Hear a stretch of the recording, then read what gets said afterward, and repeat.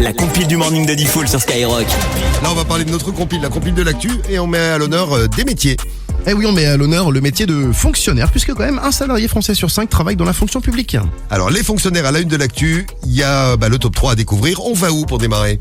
Allez, on va à Lyon où un haut fonctionnaire, là, donc un fonctionnaire un peu plus élevé qu'habituellement, est passé au tribunal parce qu'il était accusé d'avoir volé les toilettes de la préfecture du Rhône. Alors pour être Quoi, il est très reparti précis, avec la cuvette, il a fait quoi ?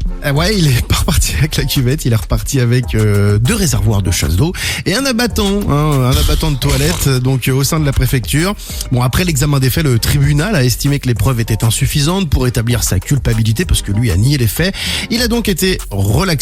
Il a voulu ensuite attaquer l'État pour réparation du préjudice moral, mais il n'a pas réussi, donc attaque en vain. Voilà, moi j'ai une championne, c'est à Belfort que ça s'est passé. Une directrice, là aussi c'est fonctionnaire mais élevé, une directrice d'un CCAS qui était embauchée par la mairie et qui avait trouvé une méthode pour travailler un peu moins que prévu. Puisqu'en fait, elle arrivait, elle pointait à son travail et elle repartait aussitôt.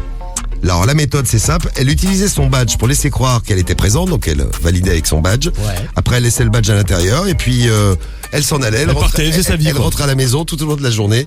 Bon, ça a marché jusqu'au moment où elle s'est faite choper, sanctionnée par la ville. Elle a été rétrogradée avant de partir en retraite. Voilà, elle était en pré-retraite. Ouais. Voilà. Bon, maintenant elle n'est plus du tout fonctionnaire. Ah bah oui, Je sais pas si elle touchera la retraite. Voilà, c'est à Belfort que ça s'est passé, à la place numéro 2, à la place numéro 1. Eh ben à la place numéro 1, on va filer loin puisqu'on va au Japon. Et au Japon, ils ont un énorme problème. Les Japonais ne baissent pas.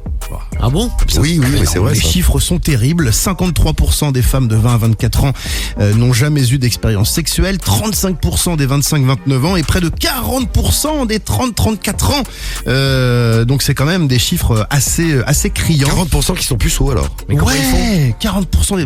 ils font rien justement. Mais du coup, ils sont papa et maman tard alors ? Ah bah ils sont.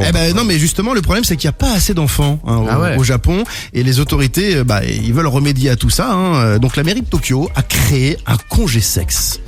Enfin, c'est pas en France qu'on fera ça. Le congé sexe c'est une bonne idée à mettre. Un congé sexe. Ouais. L'idée c'est de booster la libido des fonctionnaires. Donc les mamans ont le droit à une semaine de 4 jours. Donc le reste. Eh bien, c'est pour faire autre chose. Mais ils contrôlent. Ils contrôlent pas quand même. Ils sont pas jusqu'à là, mais voilà, ils espèrent que les Japonaises et les Japonais feront preuve de bonne foi et utiliseront ce congé à bon escient. La mairie aussi a lancé sa propre application de rencontre, donc elle va encore plus loin pour essayer d'enrayer donc le déclin du taux de mariage et du taux de naissance. Voilà. Eh bien merci Rémi. Oui.